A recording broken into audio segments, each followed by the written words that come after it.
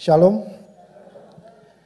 Pada hari ini kita akan sama-sama belajar tentang kenaikan Yesus Kristus sesuai dengan kenapa hari libur ini diberikan oleh negara kita.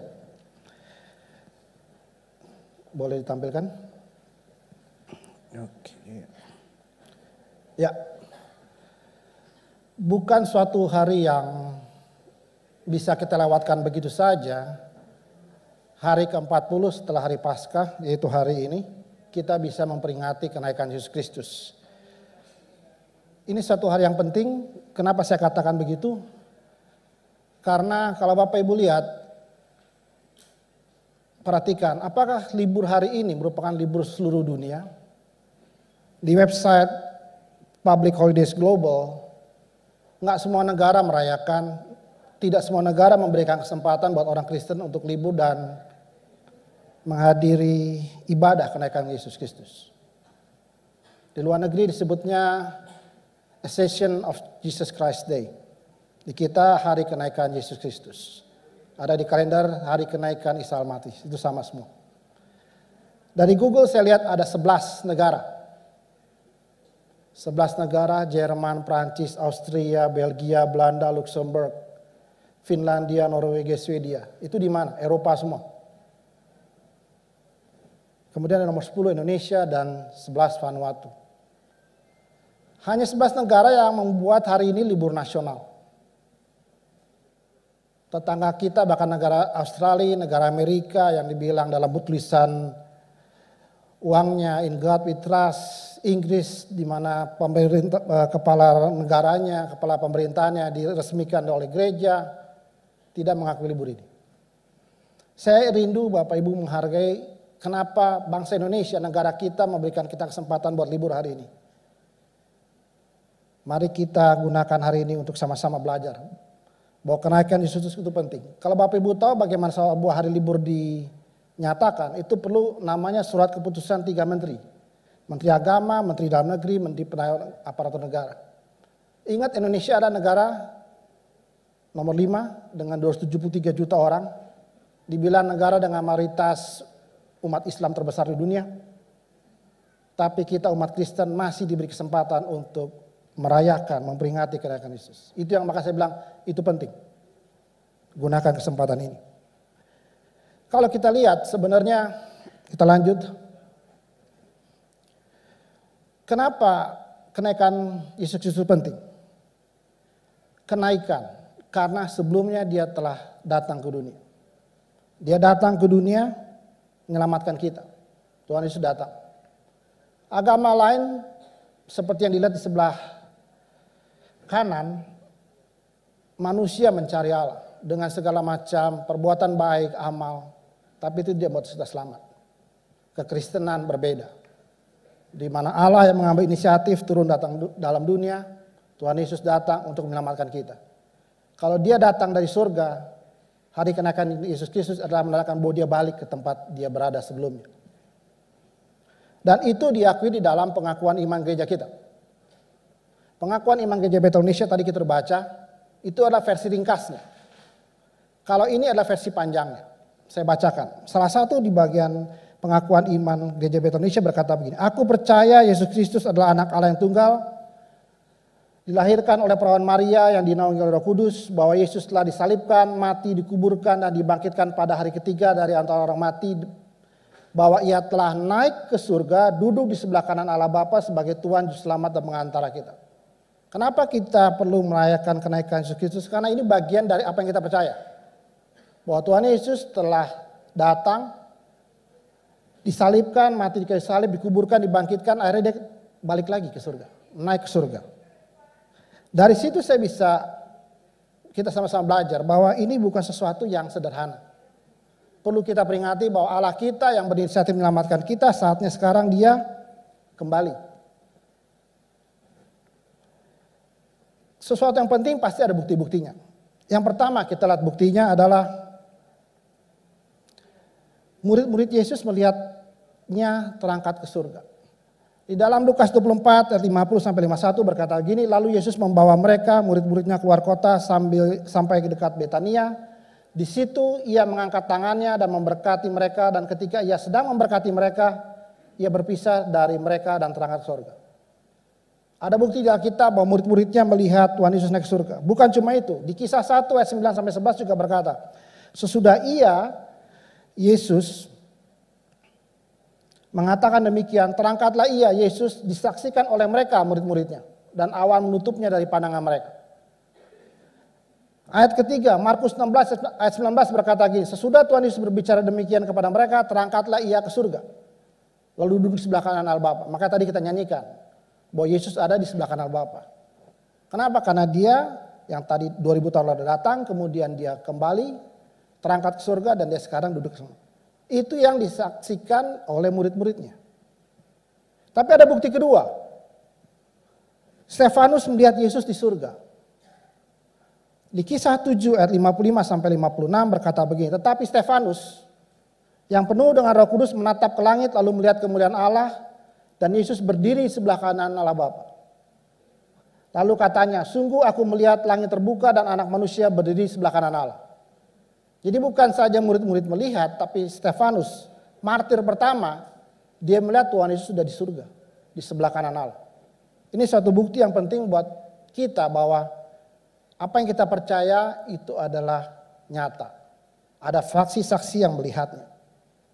Lanjutnya, dengan kenaikan Yesus ke surga, apa yang kita pelajari? Apa maknanya buat kita yang sekarang masih ada di dunia ini menunggu kedatangannya kedua kali?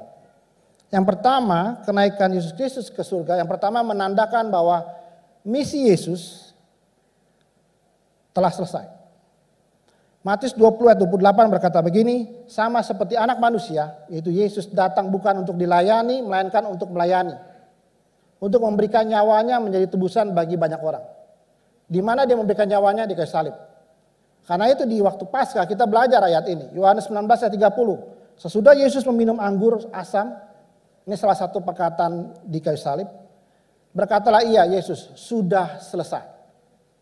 Lalu ia menundukkan kepalanya dan menyerahkan nyawanya. Ayat 2 ayat ini menandakan bahwa Tuhan Yesus telah menyelesaikan misinya di dunia ini. Sebenarnya rangkaian misi Yesus apa? Kita lihat ada 6 karya agung Yesus Kristus. Yang pertama kelahiran Yesus Kristus, kemudian kehidupan Yesus Kristus, kita lihat 33,5 tahun lamanya tercatat di kitab Injil. Kemudian kematian Yesus di kayu salib. Kemudian 3 hari berikutnya kebangkitan Yesus. Kemudian yang kelima kenaikan Yesus. Yang terakhir yang mungkin yang kita masih tunggu sampai saat ini adalah kedatangan Yesus Kristus. Jadi sebenarnya dari 6 karya Yesus Kristus, 6 sudah dilakukan. Dia sudah menyelesaikan 6, tinggal 1. Itu yang kita nantikan sama-sama. Karena itu seorang penginjil, seorang guru yang ada dalam gerakan kekudusan, seorang nama Oswald Chambers berkata gini, pada waktu kenaikannya Tuhan kita Yesus Kristus masuk ke surga dan dia membuka pintu bagi umat manusia. Dia datang ke surga, dia kembali, dia buka pintu. Sehingga semua umat manusia yang percaya kepada dia bisa masuk ke surga. Tinggal partnya adalah bagian kita sekarang. Saya yakin Bapak Ibu Saudara sekalian percaya bahwa kita semua satu kali kelak akan masuk surga. Bagaimana dengan orang di sekeliling kita? Tuhan Yesus sudah buka pintu, problemnya apakah kita mau mengajak orang-orang lain sama-sama kita untuk masuk ke surga. Makna yang kedua di dalam kenaikan Yesus Kristus. Makna kedua adalah memperlihatkan jalan ke tujuan akhir kita. Ketika dia naik ke surga, dia tunjukkan kemana jalan hidup kita. Ujungnya di kemana. Yohanes 14 ayat 4-6 berkata gini. Dan kemana aku pergi kamu tahu jalan ke situ. Kata Thomas kepadanya, Tuhan kami tidak tahu kemana engkau pergi. Karena ini masih di bumi waktu itu ya. Jadi bagaimana kami tahu jalan ke situ? Kata Yesus kepadanya, akulah jalan, kebenaran, dan hidup. Tidak ada seorang pun yang datang kepada Bapa kalau tidak melalui aku. Baru belakangan kita lihat di akhir Yohanes bahwa Tuhan Yesus menunjukkan jalan apa? Bukan ke barat, bukan ke timur, bukan ke utara, bukan ke selatan. Tapi ke apa? Ke atas. Dan Tuhan Yesus bilang bahwa akulah jalan, kebenaran, dan hidup. Tidak ada seorang pun yang datang kepada aku, kepada Bapa kalau tidak melalui aku. Jadi di sini kita tahu bahwa apa yang kita jalani, apa yang kita percaya itu benar-benar jalan yang paling benar. Jadi jangan karena harta, jangan karena cinta, jangan karena segala hal membuat akhirnya kita meninggalkan jalan yang kita tahu benar, meninggalkan Tuhan Yesus, meninggalkan iman percaya kita.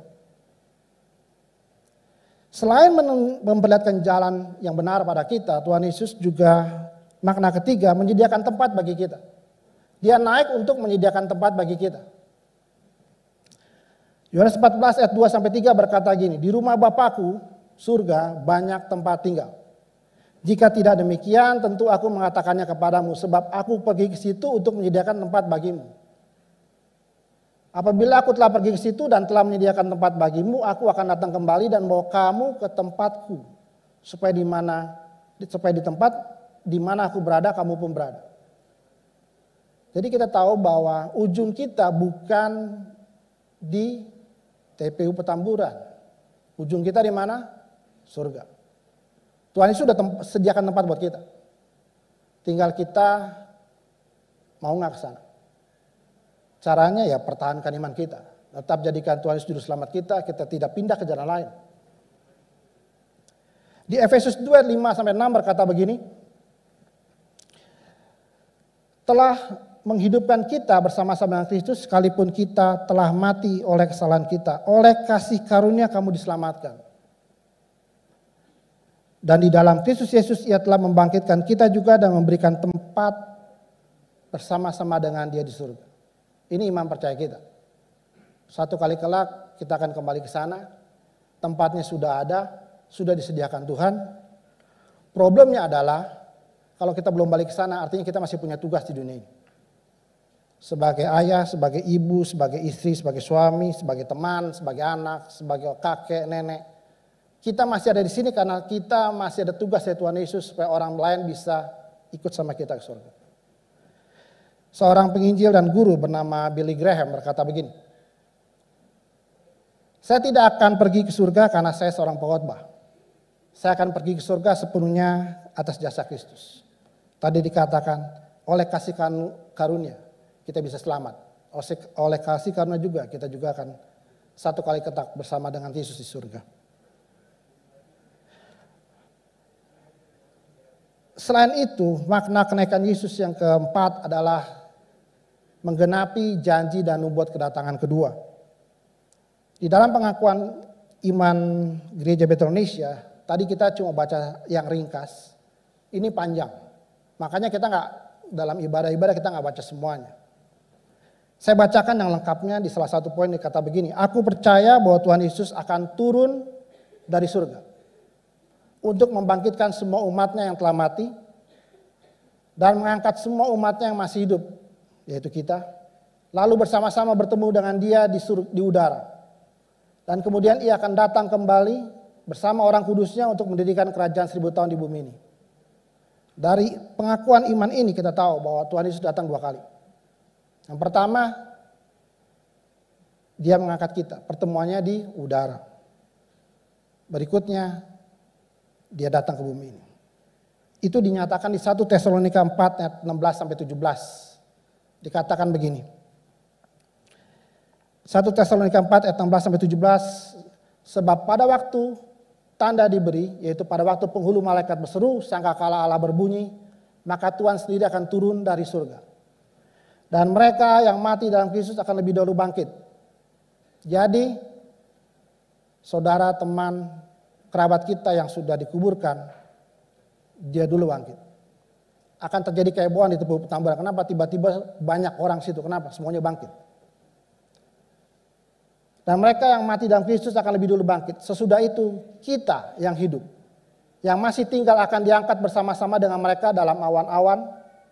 Kita bertemu dengan saudara kita, orang tua kita, anak kita yang lebih dulu meninggal kemudian dibangkitkan. Bersama-sama dengan mereka dalam awan menyongsong Tuhan di angkasa. Demikianlah kita akan selama-lamanya bersama dengan Tuhan.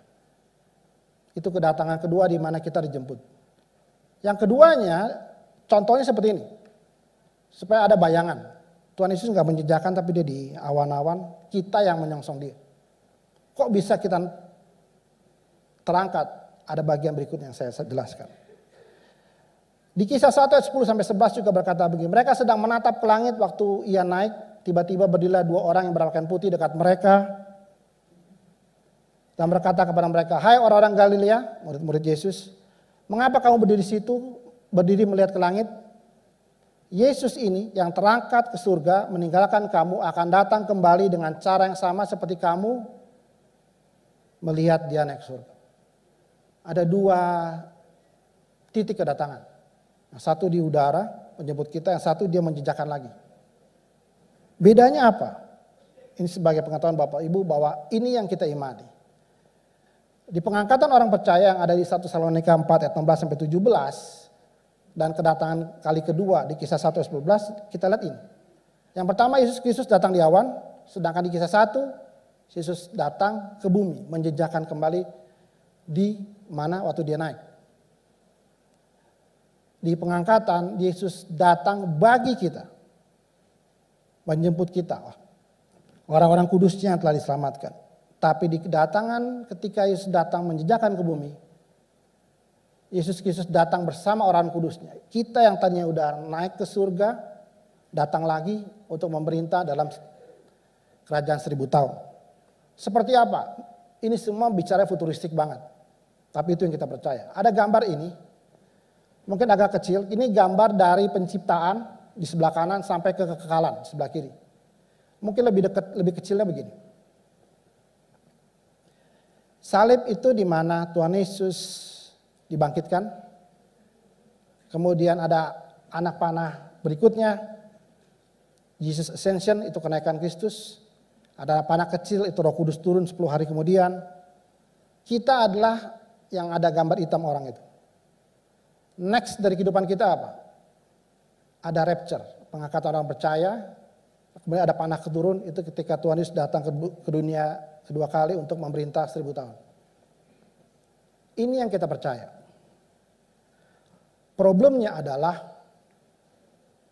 apakah kita percaya atau tidak. Iman kita adalah iman yang futuristik. Saya mau sampaikan begitu sesuai dengan apa yang seorang guru dari Design of God berkata begini. Kenaikan Kristus itu meninggalkan kita, kekristenan itu bukan hanya iman berdasarkan sejarah. Kita percaya 2000 tahun lalu Tuhan Yesus datang ke dunia ini, mati buat kita, naik ke surga, memberikan Roh Kudus sehingga kita bisa hidup sampai saat ini menghadapi segala macam kehidupan kita. Tapi iman kita juga ada iman masa kini dan iman masa depan.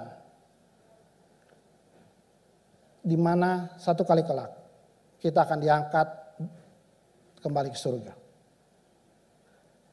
Nah, bagaimana tubuh yang ketika pengangkatan? Itulah makna salah satu dari makna kenaikan Yesus yang kelima. Kita lihat. Boleh?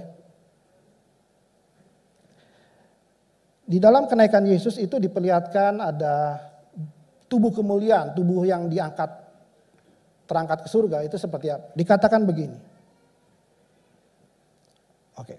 Yohanes 20 ayat 19. Ketika hari sudah malam pada hari pertama minggu itu berkumpulan murid-murid Yesus di suatu tempat dengan pintu-pintu terkunci karena mereka takut kepada orang Yahudi. Pada waktu itu datanglah Yesus dan berdiri di tengah-tengah mereka. Perhatikan. Pintu terkunci, datanglah Yesus berdiri di tengah mereka. Artinya tubuh kemuliaan, tubuh yang di mana kita diubahkan untuk naik ke surga itu tembus tembok. Lukas 24 ayat 36 berkata begini. Dan sementara mereka bercakap-cakap, Yesus tiba-tiba berdiri di tengah mereka. Walaupun sudah dikelilingi dengan segala macam tembok, Tuhan Yesus bisa hadir.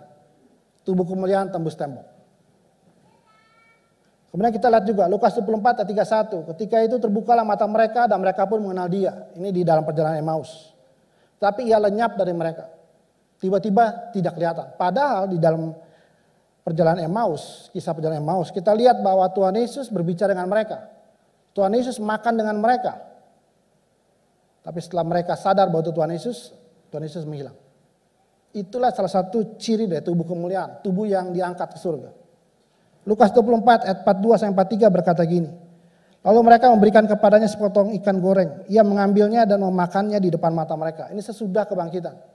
Tubuh kemuliaan bisa makan. Ikan goreng digambarkan sini. Lukas 24 ayat 51. Dan ia sedang memberkati mereka, ia berpisah dari mereka dan terangkat ke surga. Tubuh kemuliaan melawan segala hukum di dunia ini. Hukum apa? Hukum gravitasi. Kita sekarang jalan kemana-mana pasti menjejak. Tapi tubuh kemuliaan bisa langsung terangkat. Ini mau menggambarkan satu hal. Jadi nanti ketika Tuhan Yesus datang di awan-awan, dimanapun kita berada. Apakah di dalam gedung gereja, apakah kita di basement. Apakah kita tahu bahwa di dalam dunia ini banyak orang percaya yang memang di penjara. Kayak di Cina, di negara-negara itu. Bahwa seluruh gedung ini, tembok tidak bisa menahan tubuh kemuliaan ketika Tuhan Yesus datang di awan-awan. Semuanya tembus. Kenapa? Kalau di atas kita ada berapa lantai, tembus. Itu tubuh kemuliaan. Itu pengharapan kita.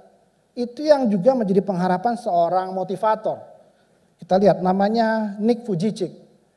Mungkin Bapak Ibu bisa lihat gambarnya. Kelihatan kan tidak punya tangan, tidak kaki juga nggak punya. Dia berkata begini, surga itu nyata. Suatu hari ketika saya sampai ke surga, saya akan memiliki tangan dan kaki. Jadi saya akan berlari dan bermain. Kenapa dia bisa punya iman seperti ini? Dari lahir dia tidak punya tangan, dia tidak punya kaki.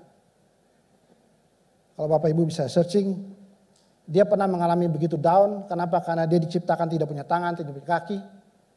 Tapi Tuhan pakai dia untuk memotivasi orang lain. Apa yang Nick Vujicic percaya, itu jauh seperti yang kita. Satu kali kelak, apapun kelemahan kita, ketika kita diubahkan tubuh kemuliaan, kalau kita saat ini pakai tongkat, mungkin ada keluarga kita yang harus pakai kursi roda, tubuh kemuliaan, bahkan yang tidak punya tangan dan tidak punya kaki pun bisa mengalami tubuh secara lengkap. Itu yang dijanjikan, itu iman kita.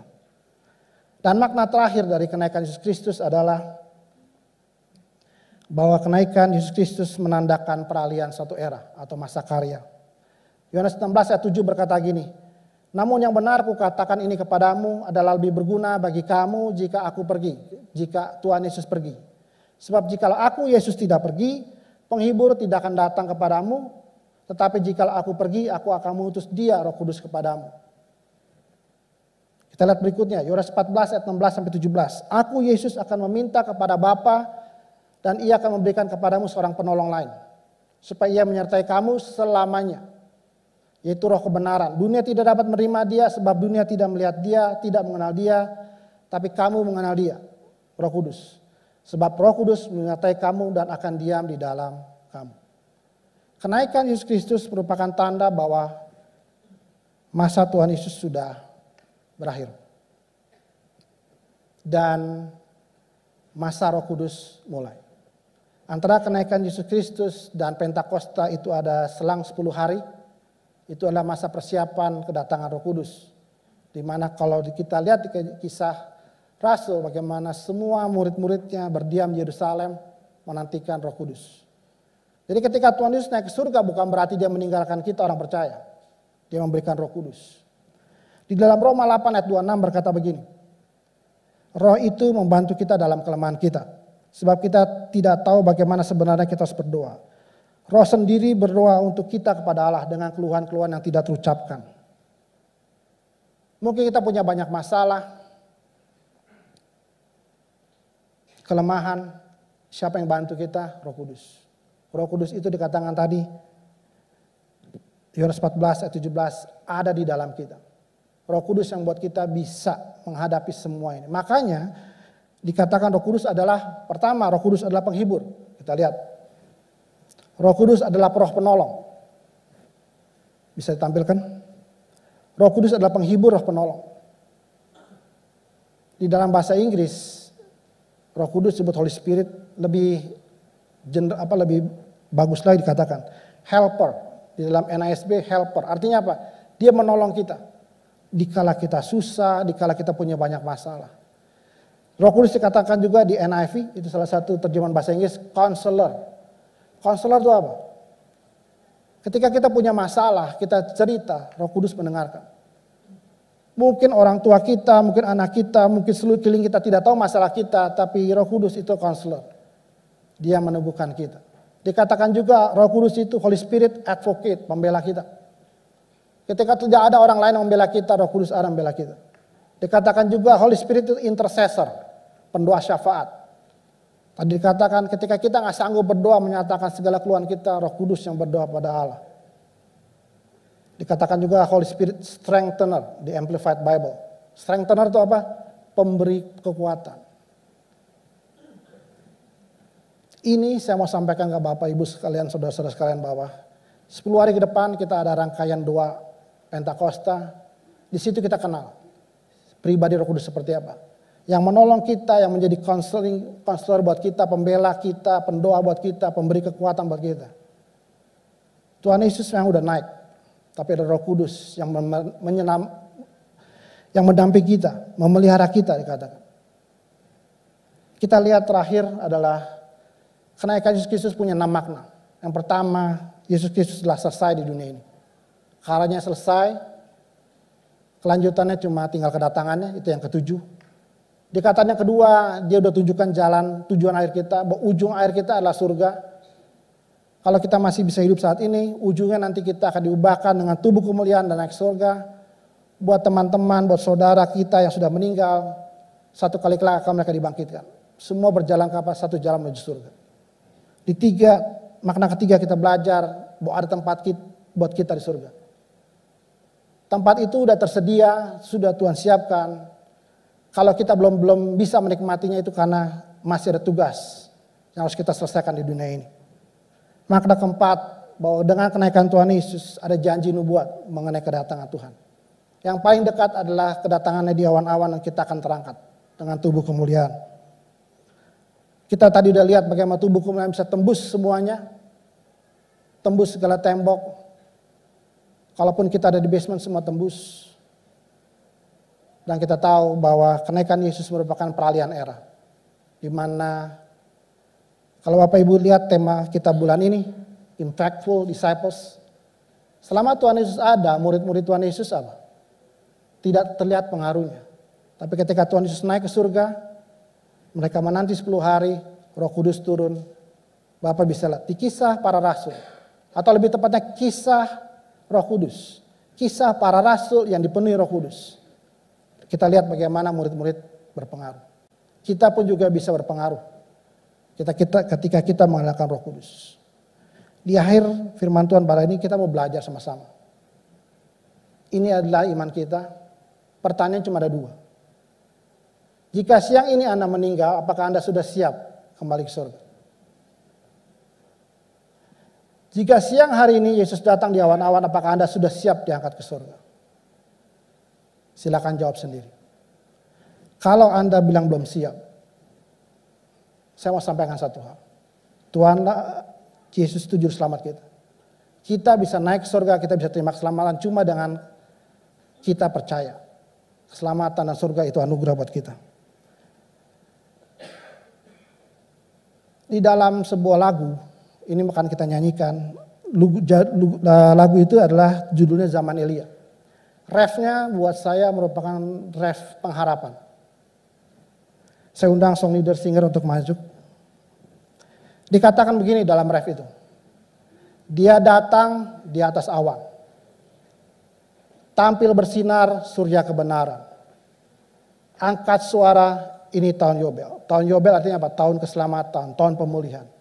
Dari Bukit Sion keselamatan datang. Kenapa kita bisa punya pengharapan? Terus sampai Tuhan jemput apa yang kita lakukan? Di ayat 1 dikatakan begini. Ini zaman Elia, nyatakan firman Tuhan. Dimanapun kita berada, nyatakan firman Tuhan. Kita udah dengar firman Tuhan, kita punya waktu tiap hari baca Alkitab. Tuhan udah berkati kita, Tuhan udah nyatakan kebenaran. Sampaikan pada orang lain. Sampaikan pada keluarga kita yang belum kenal Tuhan. Sampaikan keliling kita. Di zaman Elia mengalahkan 850 nabi palsu.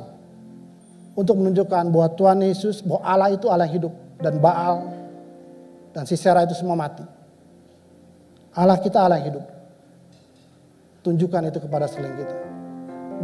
Di kalimat berikutnya dikatakan, dan inilah zaman hambamu Musa, kebenaran dipulihkan. Kita tahu di dalam perjalanan bangsa Israel dari Mesir ke tanah perjanjian, banyak kehidupan mereka jatuh bangun. Musa harus nyatakan ini yang benar. Mereka masih jatuh berkali-kali, jatuh dalam penyembahan berhala. Tuhan udah menyampaikan kebenarannya, firman Tuhan. Sekarang giliran kita untuk menyatakan kebenaran bagi sekeliling kita. Katakan benar, benar, salah, salah. Mungkin dalam kehidupan kita ada cobaan, dikatakan, dan meskipun zaman ujian, cobaan, pedang, gelap, kelaparan di belantara, kita akan tetap berseru siapkan jalan bagi Tuhan. Kita akan tetap di jalan itu. Jalan yang Tuhan sudah sediakan. Jangan pindah jalan, jangan tinggal Tuhan Yesus. Karena pengharapan kita satu, bahwa Dia akan datang segera menjemput kita di awan-awan.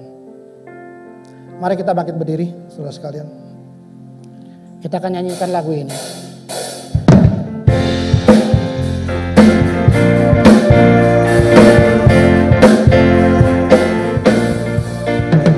Inilah zaman Elia, nyatakanlah firman Tuhan.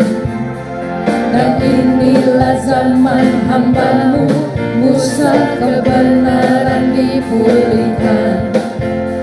Dan meskipun zaman ujian, cobaan, pedang dan kelaparan, di antara kita akan tetap berseru, siapkan jalan bagi Tuhan. Dia datang di atas awan, hampir bersinar surya kebenaran. Angkat suara, ini tahun Yobel, dari Bukit Sion keselamatan datang. Ya datang Di atas awan, hampir bersinar surya kebenaran.